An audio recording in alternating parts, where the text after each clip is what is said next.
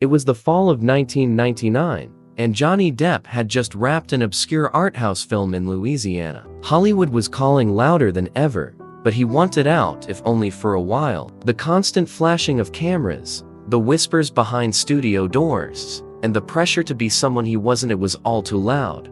He vanished quietly into a rented cabin near the bayou, where the Spanish moss hung low, and the only sound was the hum of cicadas at dusk. That's when the letter came. No return address.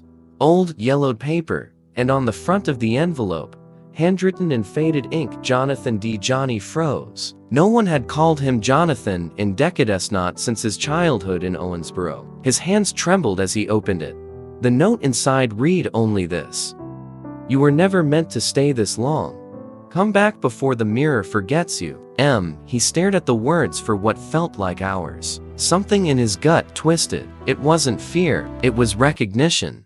That night, he barely slept. The house creaked in strange places. The radio turned on by itself, playing an old song he didn't remember recording. And the next morning, when he looked in the mirror, he could swear his reflection blinked a moment too late. Johnny tried to dismiss the mirror incident as exhaustion. He poured himself a glass of bourbon, stepped out onto the porch, and lit a cigarette with trembling fingers. The swamp around him was unusually still. Even the crickets seemed to have paused, as if listening.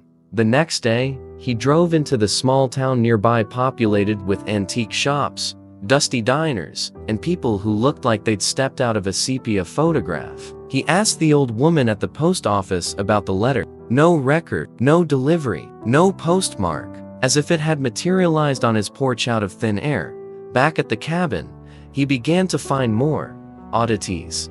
A photograph slipped under his door, he and a girl, maybe 10 years old, standing in front of a mirror. But Johnny had no memory of that moment. The reflection in the mirror, however, was chilling. The girl was smiling, but Johnny's mirrored self wasn't. His reflection had a blank, lifeless stare. He turned the photo over. On the back, written in childlike script, "The mirror remembers. Do you?" He locked every door and window that night, even covered the mirrors in old sheets. But still, just before midnight, he heard the whisper again, soft, distant, unmistakable. "Come back, Jonathan." On the third day, Johnny saw him. Across the swamp, partially hidden by trees, stood a figure in a black coat and wide-brimmed hat, perfectly still, watching. Johnny called out, but the figure didn't move. When he ran through the trees to confront him, the man was gone. Not even footprints in the mud.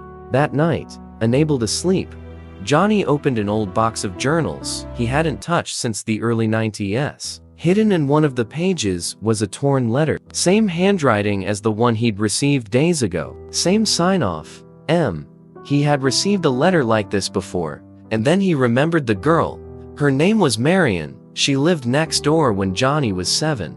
She used to talk about mirrors that showed the future, about shadows that whispered secrets. And one day, she vanished. No one spoke of it again, not even his parents, until now. Driven by a force he didn't understand, Johnny began searching the cabin. Beneath a loose floorboard, he found a hidden stairway leading to a dirt tunnel lined with broken mirrors. Some reflected light, others showed things that weren't there. At the end of the tunnel stood another door, heavy wood, ancient iron hinges. On it, carved in crude letters, "Memory is a prison, truth is a mirror." Inside was a room that looked like it hadn't been touched in 40 years, and on the far wall a mirror taller than a man. As Johnny stepped closer, he saw not his own face but himself as a child, standing next to Marion. The child in the mirror looked at him, then whispered, "You forgot, but we didn't." And suddenly, Johnny remembered everything. He had gone into the mirror once before as a child. An accident, a dare, something between imagination and reality. But part of him had never come back. That's why he had always felt out of place, as if someone else had been living parts of his life for him. The man in the hat was a guardian, or a jailer, keeping balance between the worlds. And now Johnny had crossed too far. The mirror world was breaking. That's why his reflection lagged. Why the letters returned. Why Marion called. He had a choice. leave this world behind and return to the other where time had not passed. But memory had a cost. He stepped through the mirror.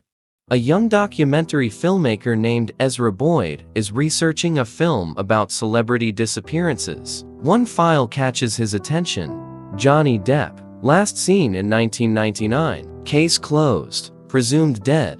Ezra finds a cabin in Louisiana. Abandoned. In the basement, he finds a tunnel and a mirror. Inside it, for a brief moment, he sees a man in a black coat, and behind him Johnny Depp, smiling, ageless. Ezra blinks.